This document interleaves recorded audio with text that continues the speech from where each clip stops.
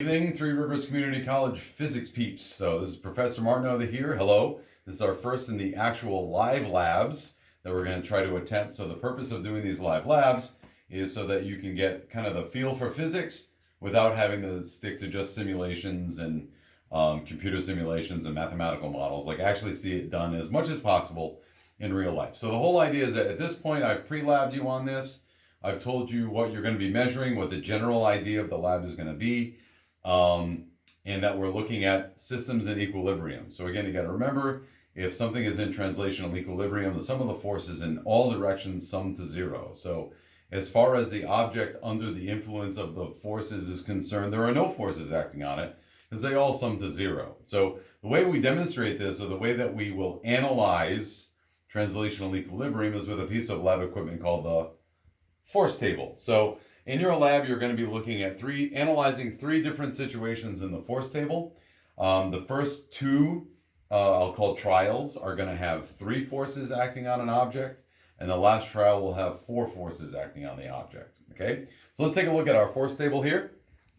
The force table has degree measurements on the top going from 0 to 360 all the way around. We have pulleys, and attached to those pulleys are masses. Okay. So if we get close in, up and on this one, so these hangers are the same for each, so we're going to ignore the mass of the hangers. The thing that is going to be variable is the mass of the washers. And even though I didn't actually mass them, we're going to give them a dummy mass. So we're going to say that one washer is equal to 20 grams. So that's very important. One washer is equal to 20 grams. So if I have two washers on a hanger, that's 40 grams. If I have three washers, it's going to be 60 grams. Let's take a look at the top of the force table again. Again, we have these pulleys, right, over the sides. We're going to assume a massless, frictionless pulley and other BS. And the key note here is that this ring is the object in question. So this ring is feeling forces, feeling pulls from these ropes in different directions. And we know this ring is in equilibrium because it's not moving. If I tug it, it doesn't move. It doesn't accelerate. If this ring felt a net force in any direction, it would accelerate in that direction. Right now, we know that ring by observation is in equilibrium. So we know the system is in equilibrium. We want to now show mathematically that the system is in equilibrium to within some error or tolerance. Okay. So what you guys have to do is, what I've done is I have set up the force table so that you can make measurements from it and record it in your data table. So you're going to have three data tables. This is data table number 1. So let's take a look here. So if we can take a look here. So the way that you're going to label this is as follows. This string, we're going to call force 1. Let me get this way. Okay, this string is force 1. It's at 0 degrees, and it has one washer on it. So force 1, 0 degrees, one washer. Over here is going to be force 2. This is force 2. It's at 120 degrees. And it also has one washer on it. So 20 grams. Force 3, or tension 3, is sitting here at 240 degrees. And it has one washer on it. So that's trial 1. I'm going to say it one more time. Tension 1 at 0, 20 grams. Tension 2 at 120 degrees. With 20 grams, tension 3 at 240 degrees and 20 grams. That's trial 1. So now what I'm going to do is, hopefully, very quickly and without messing it up too much, let's go on to trial 2. So in trial 2, what we're going to do is I'm going to add more weight to this hanger. So we're going to go from one washer up to 3 washers. So now the tension on 1 is 3 washers or 60 grams. That is going to put the system out of equilibrium. Now if I let this go, this ring is going to go flying this way because now you can tell just by observation or by just intuition that there's more weight over here than there was before, so it's going to be out of equilibrium. So the way that we're going to adjust that is we're going to adjust the positions of these pulleys. So again, we're going to keep tension 1 at 0, but we're going to move this one, tension 2, I did this ahead of time, to 170 degrees. Shoot. I'm going to hold something. No, we're all right. Yeah, you could do that. That'd be super. Okay, so we got tension 2 is at 170 degrees. Hold that ring again, please. And tension 3 is going to be at 190 degrees. So let go of the ring. Now the ring looks like it's still out of equilibrium, but that's because we moved it. If I move it back this way, it should stay in equilibrium. So it didn't matter that it was off center. The fact of the matter is that it was in equilibrium, but we kind of want it to be in the center of the table, so that's as close as I can get it. So now let's take the data. This is trial 2. This is trial number 2.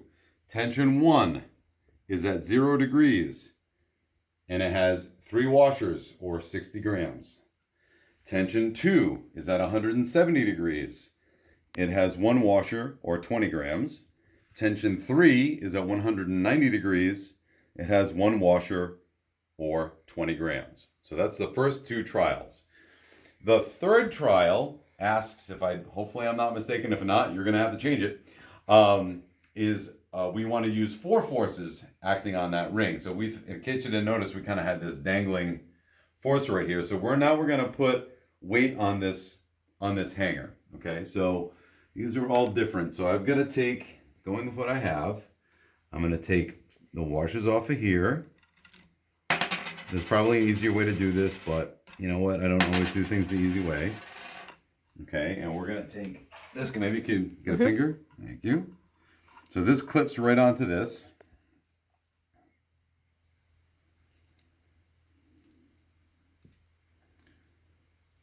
And I can't just get my nails done, so I can't. Okay, so now we've got, just to recap, you can lay your finger out. I got 4 strings on here. It's not in equilibrium yet. 1 string has 3 washers. The other 3 strings have 1. And we'll do the positions here in a minute. So according to what I have, oh shoot. Where's your pulley? Yeah, right here. So let me attach these. Okay, so this one's going to go here. Okay. This one's going to go to, so let me adjust it and then we'll tell you the positions in a minute. So we're going to move this one. It's going to go over here to 90 degrees. Thank you. Let me just get that down. Oops. Sorry. No, that's what I got. I think I'm doing it the wrong way. Yep. Okay, let that one go. Hold on. Oh, shoot. I got it. Hold on. Bear with me, folks.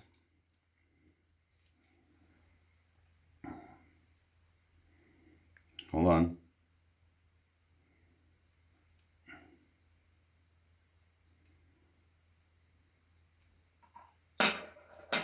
This one's going to come over to 30.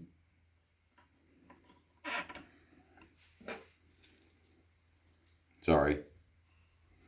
This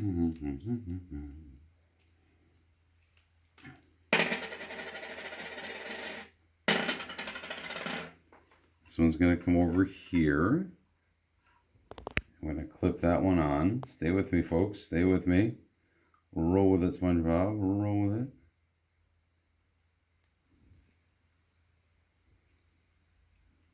Come on. All right, there's my 30. Hold that right there. 90 degrees. I got 150 is going to be over here. And then 270. Don't let go of it yet. Nope.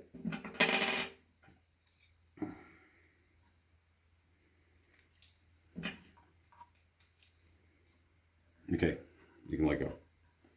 All right, so we are now in equilibrium. And look at the peace sign. Okay, so let's go through it. So this is trial 3. Sorry about the delay on that. This is trial 3. Tension 1 is at 30 degrees, and it has 1 washer. Tension 2 is at 90 degrees, and it has 1 washer. Tension 3 is at 150 degrees and it has one washer. Tension 4 is at 270 degrees and it has 3 washers. All right, so those are your 3 trials. Now what you're going to do is you're going to take that, you should have written all that down in a data table somewhere. The directions in the lab specifications tell you how I want you to present that data, basically in a T-chart. You can you can label them X and Y components when you do the components. You can do an I and J components. Don't really care very much. But what you're trying to show is that the sum of the forces acting on the ring in all trials sum to 0. That's what we're hoping for anyway, within at least some percent error or some acceptable tolerance. So that's your data. You're seeing it happen in real life, even though it's on video. So now all you got to do is analyze your components, sum them to 0, and make sure everything works. So until next time, lab number 5 will also be one of these. We will see you and good luck. Thanks. Thank you, Joanne. You're welcome.